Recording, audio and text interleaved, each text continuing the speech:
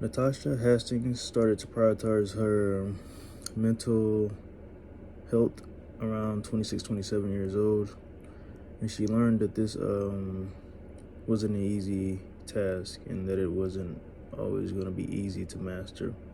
It is something that she's still learning to deal with.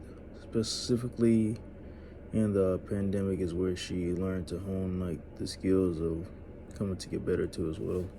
So not making the Olympics team in 2012, the therapist was basically sitting beside her parents and basically told her mom that they didn't believe Natasha was mentally tapped into her, or mainly not even tapped into her physical dimension, as in her athletic ability, that she could elevate even higher.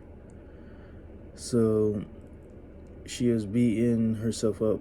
Basically, she beats herself up before the race even starts. Like, she's already putting these fillers in her head that basically she can't do it, and all these negative thoughts bringing herself down before the start of the race. So Natasha, basically, she balances of being a professional athlete and prioritizing her mental health. Basically, boundaries that she set up that basically she didn't recognize she was doing, and family saying stuff like, "Oh, this is what you should do, this is what you shouldn't," and basically her just basically saying that doesn't work for her, and that she loves them and they love her too, but she needs to figure out how her own things will basically work out for her. And basically, how do you meet the athletes at where they stay, what they say they're doing and speaking? Basically, you gotta just basically speak the same language of these athletes as well. So knowing them and using their voice. Like her mother was very involved. Basically, she allowed the coach to do all the screaming, because if she felt like if she was screaming, that could make Natasha's mental health even bad, to basically where she just basically was shut down. So her mom pretty much understood her role as well. So she knew that yelling would basically shut her down. So they started to have workshops to basically better hone on mental health. Just not let them just keep it all in and cope.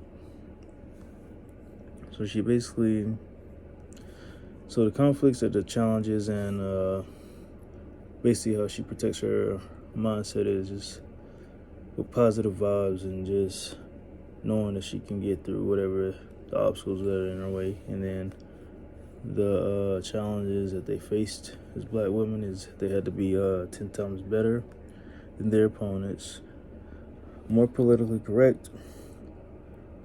Nobody cares about you, and that you still have to show up. And this is what you signed up for. Basically, what they said, that's the notion. So you got to continue to push. And then things that I basically took away from this podcast is that basically mental health is very important. That you should basically seek help, no matter what one might say about you, no matter what they may place on you, saying, "Oh, this guy's weird, she's weird, or is she crazy," or whatever that may be.